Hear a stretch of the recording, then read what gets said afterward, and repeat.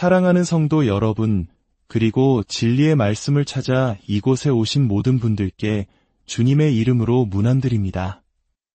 오늘 우리가 함께 나눌 이야기가 여러분의 삶의 깊은 울림과 평안을 가져다 주기를 소망합니다. 이 귀한 말씀을 더 많은 이들과 나누기 원하신다면 구독과 좋아요를 통해 주님의 은혜를 전하는 통로가 되어 주십시오. 여러분의 작은 손길이 누군가에게는 큰 위로와 희망이 될 수 있습니다. 이 영상을 들으시는 모든 분들의 삶에 하나님의 평강이 가득하기를 먼저 기도합니다. 자, 이제 잠시 눈을 감고 여러분의 인생에서 가장 소중한 사람, 가장 깊은 감동을 주었던 한 사람을 떠올려 보시겠습니까? 지금 곁에 있든 혹은 이미 주님의 품에 안겼든 상관없습니다. 내 삶에 가장 선한 영향력을 끼쳤던, 생각만 해도 가슴이 따뜻해지는 바로 그 사람 말입니다. 저는 그분을 직접 만난 적이 없지만 아마 몇 가지는 짐작할 수 있을 것 같습니다. 그분은 자기 자신에게만 몰두하는 사람이 아니었을 겁니다. 오히려 자신을 낮추고 더 겸손해지려 노력할수록 여러분의 마음속에서 그분의 존재는 더욱 커졌을 것입니다. 물론 그분이 성격이 소극적이었다는 뜻은 아닙니다. 어쩌면 방에 들어서는 것만으로도 주변이 환해지는 아주 활기차고 큰 개성을 가진 분이었을지도 모릅니다. 하지만 놀랍게도 그 큰 존재감에도 불구하고 모든 상황의 중심을 자신으로 만들지 않았습니다. 늘 주변 사람들의 좋은 점을 발견하고 칭찬하며 그 공을 다른 이들에게 돌릴 줄 아는 분이었을 겁니다. 그분이 했던 모든 말을 기억하지는 못할지라도 그분 곁에서 느꼈던 따뜻함과 편안함은 결코 잊지 못할 것입니다. 바로 그것이 우리가 그분에게 끌렸던 이유입니다. 그분이 가진 물질적인 것 때문이 아니라 그분이 기꺼이 내어준 마음과 시간 때문이었죠. 그리고 아마 가장 놀라운 점은 그분에게 가까이 다가갈수록 더 좋은 사람이라는 것을 깨닫게 된다는 사실일 겁니다. 겉과 속이 다르지 않은 진실함, 꾸밈없는 모습, 함께하는 시간이 길어질수록 그분의 내면 깊숙한 곳에서부터 흘러나오는 선함에 감동하게 되었을 겁니다. 여러분, 이 소중한 분들은 결코 이렇게 꽉 움켜진 주먹으로 살지 않았습니다. 그들은 언제나 이렇게 활짝 편 손으로 세상을 살았습니다. 오늘 우리는 영혼을 지키는 3가지 습관이라는 주제의 마지막 이야기를 나누고자 합니다.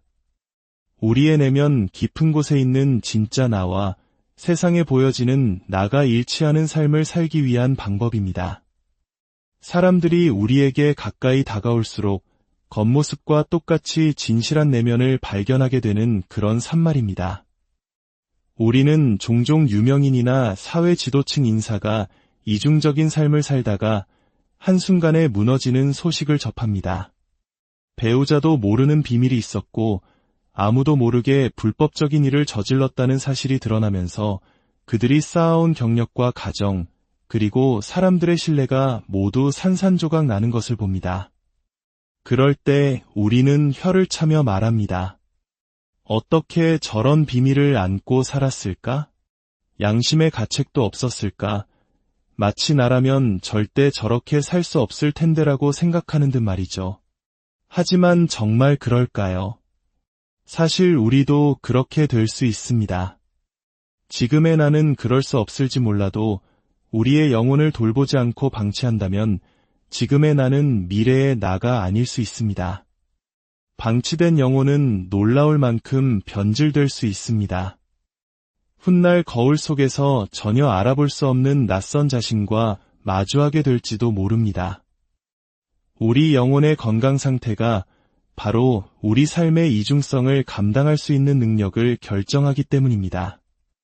영혼이 병들수록 우리가 연기하는 모습과 실제 모습 사이의 간격은 점점 더 벌어집니다. 양심이 무뎌지고 죄책감도 수치심도 느끼지 못하게 될 때까지 말입니다. 그러다 어느 날 문득 깨닫게 되죠.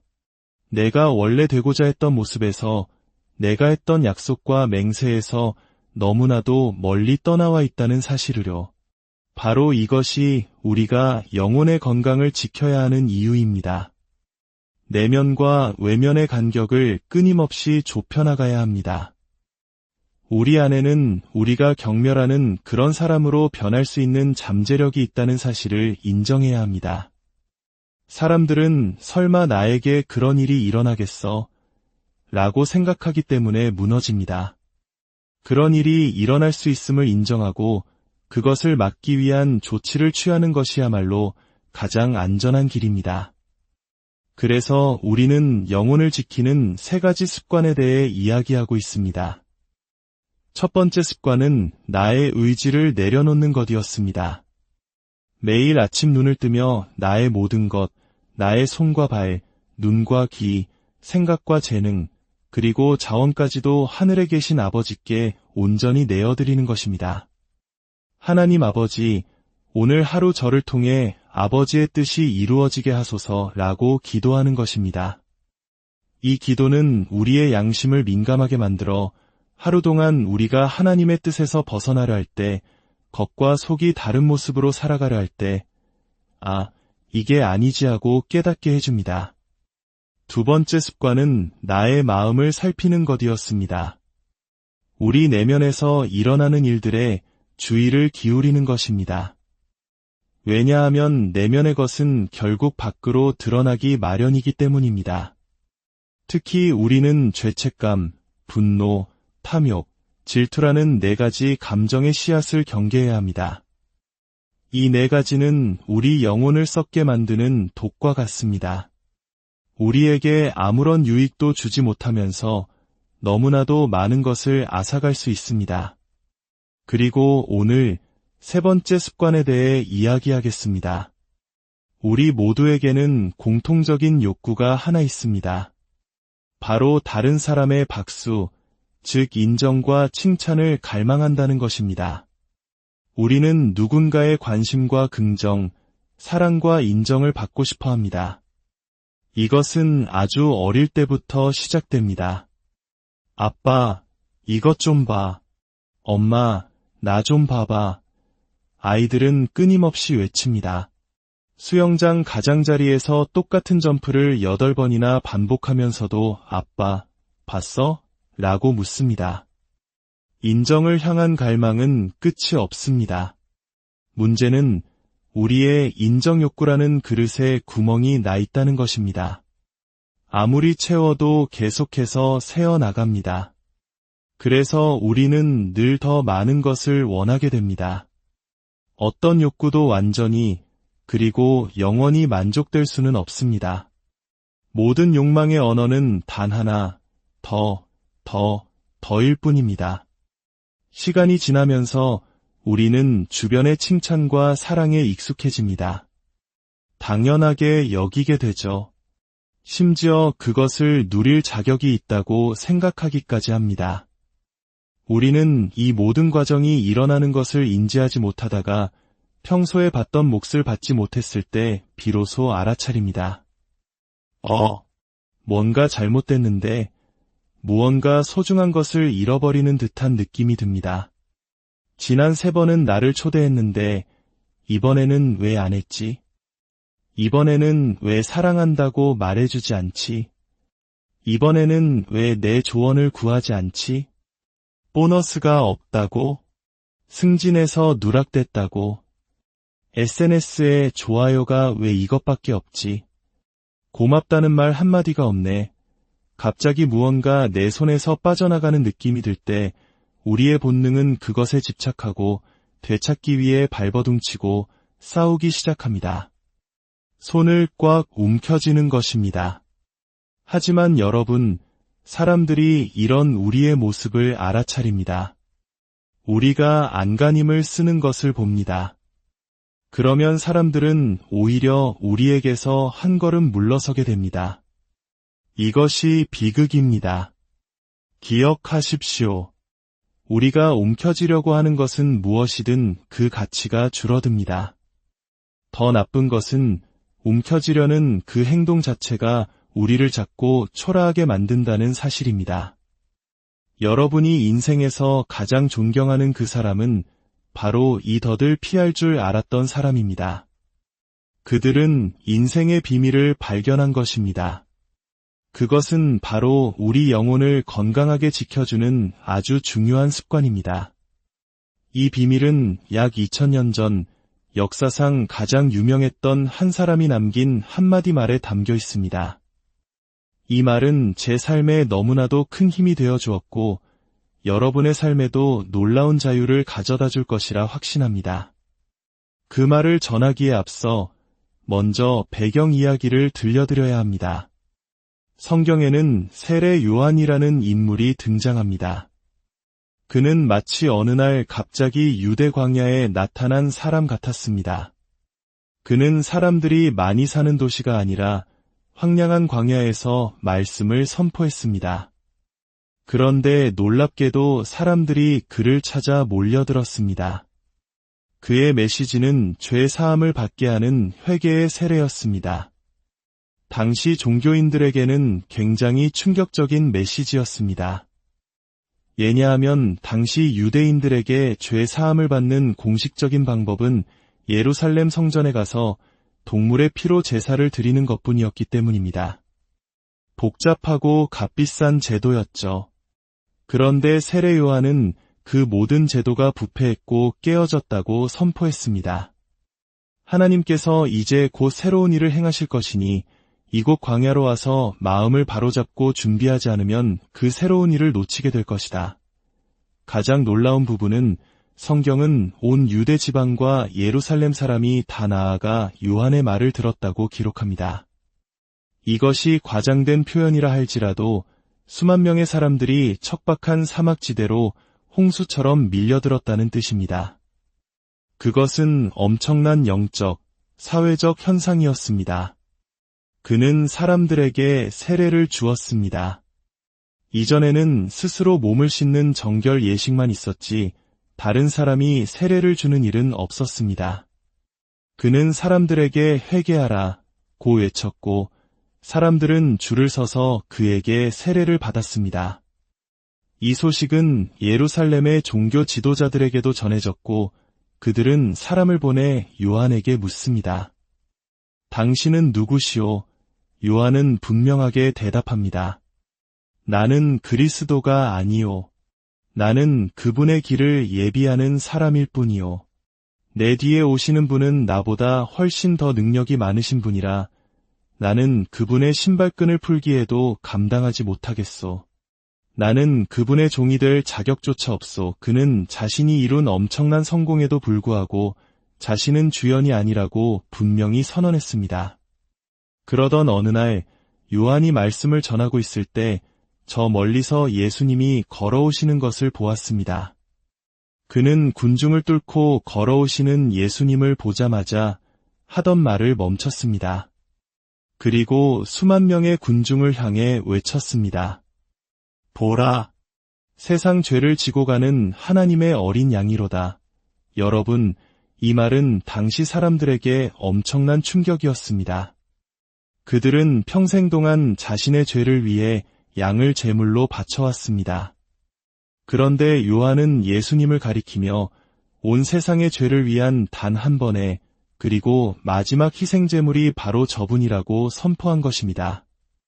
동물이 아닌 사람, 온 세상의 죄를 짊어지고 가실 수 있는 능력을 가지신 분이라고 말입니다. 그 다음 날 더 놀라운 일이 벌어집니다. 요한이 자신의 제자 2명과 함께 서 있는데 예수님이 다시 지나가시는 것을 보았습니다. 그는 다시 말했습니다. 보라, 하나님의 어린 양이로다. 그 말을 들은 요한의 2 제자는 그 즉시 요한을 떠나 예수님을 따르기 시작했습니다. 자신이 키운 제자들이 경쟁자에게로 가버린 것입니다. 이 광경을 본 요한의 다른 제자들이 걱정하며 그에게 달려와 말합니다. 랍비여, 보소서. 선생님께서 증언하시던 그 사람이 세례를 베푸는데 사람들이 다 그에게로 가더이다. 선생님의 전매 특허인 세례를 그가 따라 하고 있습니다. 이대로 두면 모든 사람을 다 빼앗길 겁니다. 이제 이어지는 요한의 대답이 바로 오늘 이야기의 핵심입니다. 이 말 속에 우리를 자유롭게 하는 진리가 담겨 있습니다. 요한은 흔들리지 않고 아주 명확하게 보았습니다. 그리고 이렇게 대답했습니다. 만일 하늘에서 주신 바 아니면 사람이 아무것도 받을 수 없느니라. 다시 한번 들어보십시오. 만일 하늘에서 주신 바 아니면 사람이 아무것도 받을 수 없느니라. 잠시 손에 들고 있는 것을 내려놓고 두 손을 이렇게 앞으로 내밀어 보시겠습니까? 조금은 어색한 자세일 수 있습니다.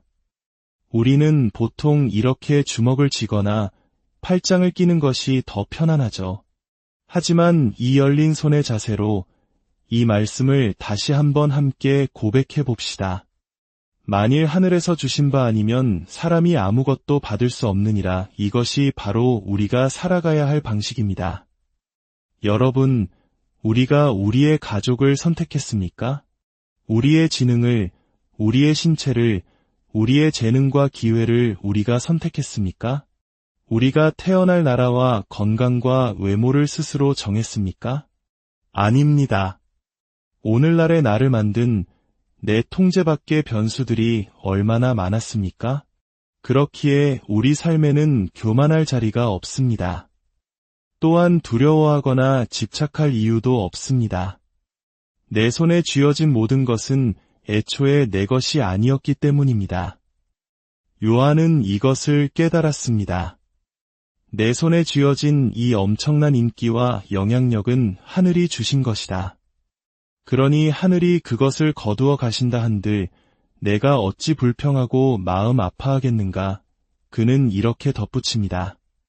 그는 흥하여야 하겠고 나는 쇠하여야 하리라. 예수님께서 더 위대해지시기 위해 내가 작아져야 한다면 그것이 바로 내가 여기 있는 이유이기에 괜찮다는 고백입니다. 여러분, 즐거운 시간이었습니다. 하지만 저의 시간은 이제 끝났습니다. 저는 괜찮습니다.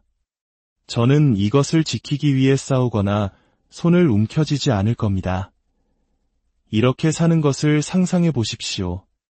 어떤 이들은 이렇게 살면 아무것도 성취하지 못할 것이라고 걱정할지도 모릅니다.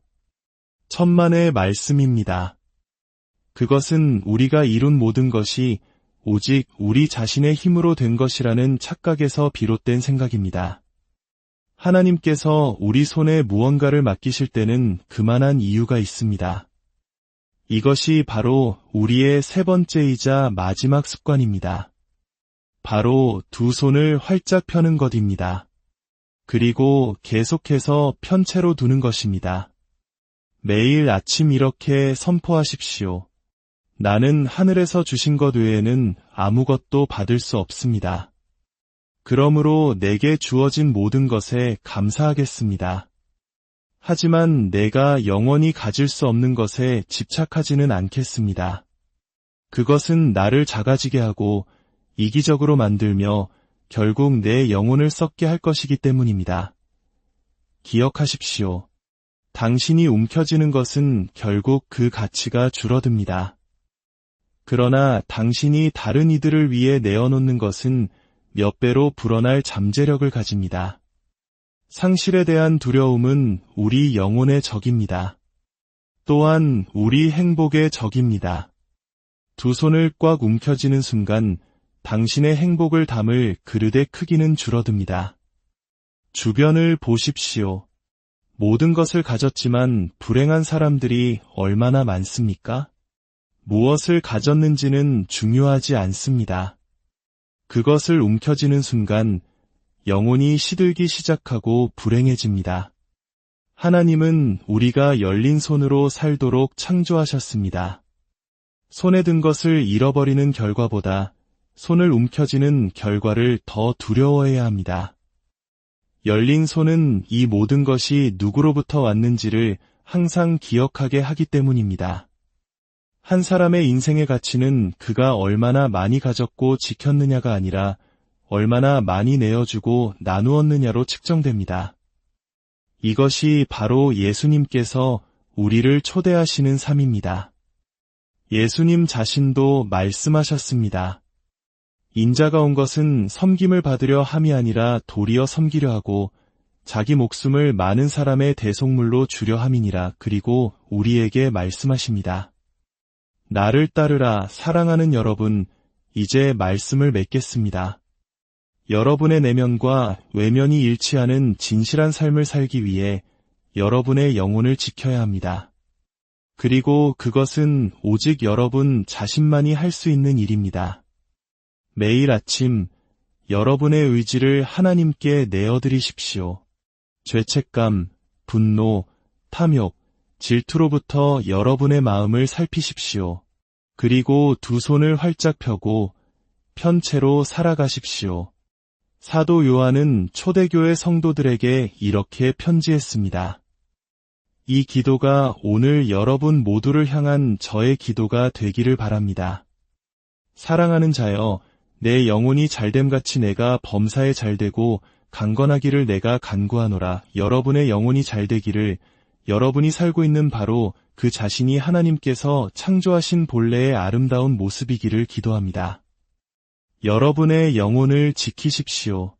그리고 우리의 자녀들에게도 그들의 영혼을 지키는 법을 가르칩시다. 주님의 은혜와 평강이